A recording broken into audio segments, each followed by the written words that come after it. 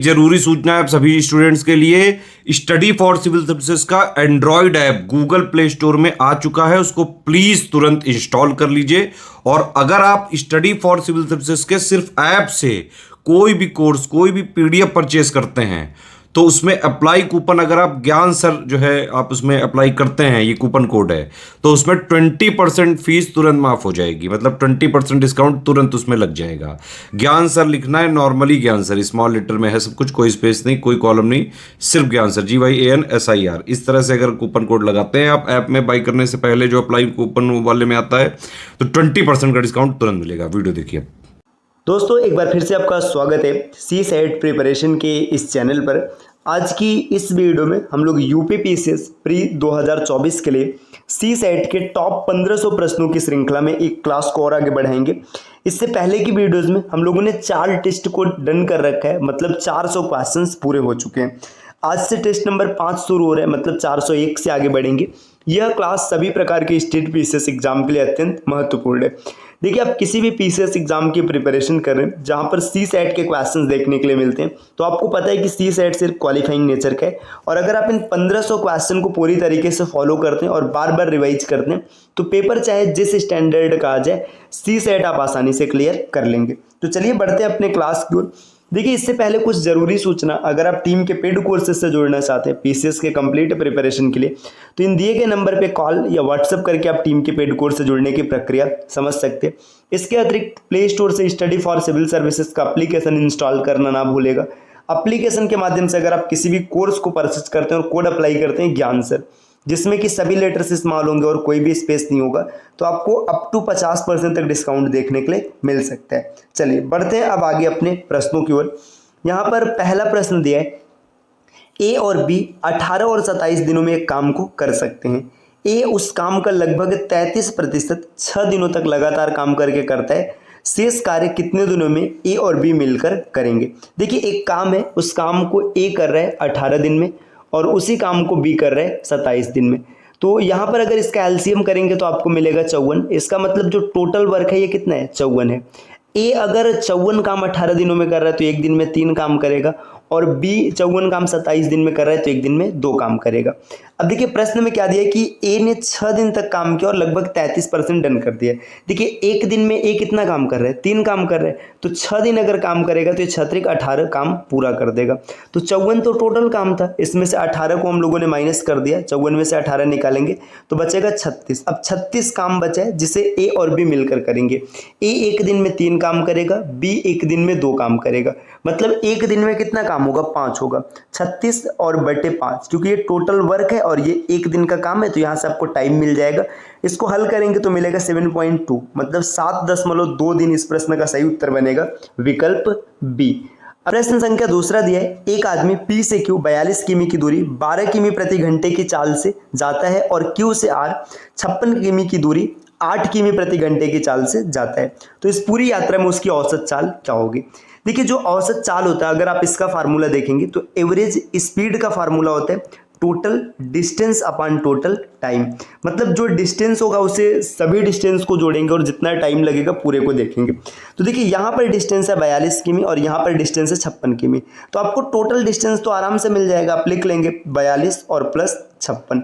लेकिन total time, अब देखिए टाइम यहाँ पर दिया ही नहीं है, तो टाइम आपको निकालना पड़ेगा। 42 किमी की दूरी 12 की स्पीड से तय कर रहा है तो इसको तय करने में 3.5 घंटे लगेंगे, इतना मिला।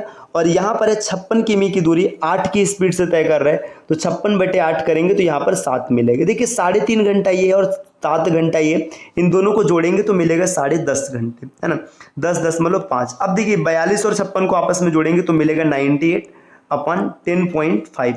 अब इसको कैलकुलेट करेंगे, जब इसको हल करेंगे तो आपको मिल जाएगा 9.33 किमी प्रति घंटा। विकल्प सी इस प्रश्न का उत्तर सही हो जाएगा। अगला प्रश्न यहाँ पर दिया है, कमलेश एक परीक्षा में 30% अंक प्राप्त करके 40 अंकों से फेल हो जाता है और 40% अंक प्राप्त करके 60 अंक ज़्यादा लाता है, तो इस परीक्षा को पास करने के लिए कितने अंक चाहिए। देखिए, जब 30% उसको मिलता है तो इसके 40 नंबर कितने कम है, 40 मार्क्स कम है ना। और जब 40% नंबर मिलता है तो इसके कितने मार्क्स बढ़ गए, इसके मार्क्स बढ़ गए हैं 60, है ना। इन दोनों का डिफरेंस अगर देखेंगे तो यहाँ पे 10% की वैल्यू किसके बराबर है, ये है 100 के बराबर। कैसे 100 के बराबर है, 40 कम था तो इस 40 की भी भरपाई किया है और 60 आगे तक गया है और यहाँ 30 से 40 तक बढ़ा है। तो 10% की वैल्यू है 100, तो 1% की वैल्यू हो जाएगी 10, है ना। अब देखिए 1% की वैल्यू 10 हो गई। अगर पूछा होता कि परीक्षा में कितने मार्क्स है तो आप आराम से निकाल लेते 1000। यहाँ पर पूछा है कि पास होने के लिए कितना नंबर चाहिए। देखिए 30% तो इसको मिला है, 30% मतलब 300 मिला है, लेकिन 40 नंबर से फेल हो रहा है, 40 नंबर और दे दीजिए पास हो जाएगा। तो 340 इस प्रश्न का सही उत्तर आएगा। आप ऐसे भी देख सकते हैं, देखिए 40% लाता है मतलब 400 नंबर लाता है, तो पास होने के लिए जितना चाहिए उससे 60 नंबर ज़्यादा हो चुका है, तो 60 कम कर देंगे तो भी 340 आएगा, मतलब पास होने के लिए 340 नंबर चाहिए।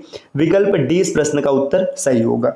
अगले क्वेश्चन पर आते हैं। अगला क्वेश्चन यहाँ पर दिए, एक दुकानदार को कुल बिक्री पर 18% का लाभ या कमीशन होता है। अगर 50,000 से ज़्यादा बिक्री कर दे तो 2% का बोनस भी मिलता है। यदि उसकी आय 14,000 है तो उसके द्वारा कितने रुपए का सामान बेचा गया था ये बताना है। देखिए अगर वो 50,000 की बिक्री करता तो उसे मतलब 18% के रेट से बोनस मिलता और कितना बोनस मिल जाता, 9,000 रुपये। अब वहां पे देखिए इसको बोनस 9,000 नहीं मिला है, 14,000 मिला है। अब 14,000 मिला है मतलब 5,000 रुपये ना इसको एक्स्ट्रा मिल रहा है। अब जो 5,000 एक्स्ट्रा मिल रहा है पता है कैसे मिल रहा है, 18% बोनस तो ये मिलेगा ही मिलेगा और प्लस 2% एक्स्ट्रा मिलेगा, 18 और 2 20, मतलब ये जो 5,000 रुपये इसको मिला है ना, ये 5,000 रुपये एक्स्ट्रा जो मिला है ये किसका कहाँ से मिला है, इसे 20% के दर से मिला है। तो किसी राशि का एक राशि एक्स का जो 20% है ये कितना है, ये है 5,000। तो एक्स को निकालेंगे तो पता चल जाएगा 25,000 आ जाएगा। देखिए 50,000 की बिक्री यहाँ से किया तो और 25,000 का यहाँ से किया, 50 और 25 75, विकल्प इस प्रश्न का उत्तर सही होगा। इस प्रश्न को एक बार फिर से समझिएगा। जब भी कमीशन वाले क्वेश्चन मिलेंगे, जितना देखो जो बेसिक कमीशन है मतलब 18%, तो 50,000 पर 18% निकालेंगे तो 50,000 का जो 18% हो जाएगा, इसका 18% होता है 9,000। तो 9,000 तो इसको बेसिक मिलेगा ही मिलेगा, लेकिन अब क्या हो रहा है कि इसको ज़्यादा पैसा मिल रहा है। तो जो ज़्यादा पैसा मिल रहा है इसका जो बेसिक कमीशन है वो तो मिलेगा ही मिलेगा और प्लस में बोनस भी मिलेगा। तो बेसिक कमीशन 18% और बोनस 2%, 20% मिलेगा। अब जो 20% पैसा इसको मिला वो कितना मिला है, 9,000 से 5,000 ज़्यादा मिला है। तो अब देखिए 20% की वैल्यू है 5, तो 100% की वैल्यू हो जाएगी 25,000 और 50,000 यहाँ, तो ये 75,000 यहाँ से इसका आंसर इस प्रकार बना है विकल्प ए। अगले क्वेश्चन पर आते हैं। नेक्स्ट दिया है क्वेश्चन नंबर 5 दिया, ताज़े फलों में 72% पानी है और सूखे फलों में 30% पानी है। 50 किलो ताजे फल से कितने किलो सूखे फल बनाए जा सकते हैं। देखिए ऐसे प्रश्नों को बनाने के लिए ना आप उस वैल्यू को पकड़ेंगे जो नहीं बदलेगा। देखिए पानी तो बदल रहा है, फल में होता क्या है, अगर आप फ्रूट देखेंगे तो फ्रूट में आपको 2 चीज़ मिलेगा, एक वाटर मिलेगा और एक प्लस पल्प। पल्प मतलब उसका गूदा मिलेगा।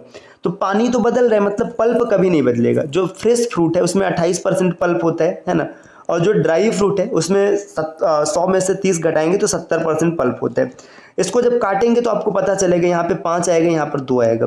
अब देखिए 28% यहाँ पे दिया 50 किलो ताज़ा फल, 5 की वैल्यू है 50, तो 1 की वैल्यू हो जाएगी 10 और 2 की वैल्यू हो जाएगी 20। तो 50 किलो ताजे फल से आप 20 किलो सूखे फल प्राप्त करेंगे, विकल्प 20 का सही उत्तर बनेगा। अगला प्रश्न दिया नेक्स्ट, यदि किसी वर्ग की भुजा 25% बढ़ा दी जाती है तो वर्ग आपको बताना है कि नया क्षेत्रफल और पुराने क्षेत्रफल से कितना अधिक होगा, ये बताना है। भुजा x मान लेना है। देखिए अब 25% की परसेंटेज फ्रैक्शन वैल्यू अगर आप देखेंगे तो 1/4 होता है, मतलब पहले 4 था, 4 से 1 बढ़ा दिया गया 5 हो गया। पुराना 4 है, इसका क्षेत्रफल निकालेंगे 4 चौका 16, नया हो जाएगा 5 पचे 25, दोनों का डिफरेंस है 9। पहले वाला कितना है 16, 9/16 और भुजा को x रखेंगे तो x², 9/16 x², विकल्प सी इस प्रश्न का उत्तर सही होगा। अगला क्वेश्चन दिया, रामू एक बैग खरीदने पर अंकित मूल्य में 30% की छूट देता है, लेकिन वह अंकित मूल्य को क्रय मूल्य से 40% ज़्यादा अंकित करता है। यदि उसने एक बैग बेचकर 80% लाभ हुआ है तो फिर अंकित मूल्य क्या होगा, आपको ये बताना है। देखिए यहाँ पे इस प्रश्न का उत्तर क्या बनेगा, आप इसे कमेंट करके जरूर बताइएगा। अगला प्रश्न दिया, प्रश्न संख्या 8, एक बेईमान फल विक्रेता को क्रय मूल्य पर बेचने का दावा करता है, लेकिन वह 1 किलो की जगह 750 ग्राम ही देता है, तो उसे कितना लाभ होगा, आपको ये बताना है। देखिए समझिएगा, वो क्या करता है ना, 1 किलो के बजाय 750 ग्राम देता है, मतलब पैसा तो आपसे लेता है कितने का, देखिए यहाँ पे CP और यहाँ पे SP है ना। जो वो आपसे पैसा लेता है, पैसा 1 किलो का लेता है, लेकिन सामान कितना देता है, सामान 750 ग्राम ही देता है। सामान 750 ग्राम दिया है, पैसा कितने का लिया, 1000 ग्राम का लिया। कितना फायदा मार रहे हैं, 250 ग्राम।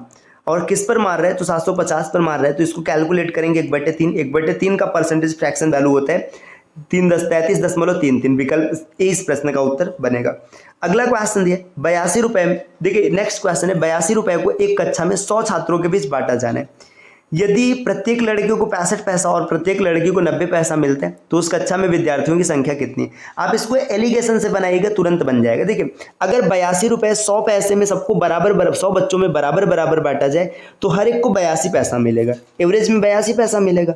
लेकिन देखो जो बॉयज़ है ना, बॉयज़ को मिल रहा है 65, तो बॉयज़ को मिल रहा है 65 पैसा। जो गर्ल्स है इनको मिल रहा है 90 पैसा। इन दोनों का डिफरेंस निकालेंगे तो यहाँ पे देखिए आपको पता चलेगा, ये 17 आएगा और यहाँ पर 8 आएगा। देखिए बॉयज़ 8 हैं, गर्ल्स 17 हैं, 17 और 8 25। लेकिन ये कितने बच्चों को बांटना है, ये बांटना है टोटल 100 छात्रों को। तो 25 की वैल्यू है 100, तो 1 की वैल्यू कितनी आ जाएगी, 4 आ जाएगी। और 17 चौका 68, 68 लड़कियाँ हो जाएंगी, 8 चौका 32 लड़के हो जाएंगे। अगले प्रश्न पर आते हैं। नेक्स्ट क्वेश्चन दिया, क्वेश्चन नंबर 10वां। एक वृत्त की परिधि किसी आयत की लंबाई का 4 गुना है। यदि आयत की चौड़ाई 4 सेंटीमीटर तथा परिधि, देखिए आयत का परिधि मतलब आयत का परिमाप होता है 2 ब्रैकेट में l+b और इसकी वैल्यू दे रखा है 30। अब यहाँ से देखिए l+v की वैल्यू आ जाएगी 15, क्योंकि इसको काट देंगे 2 से, है ना।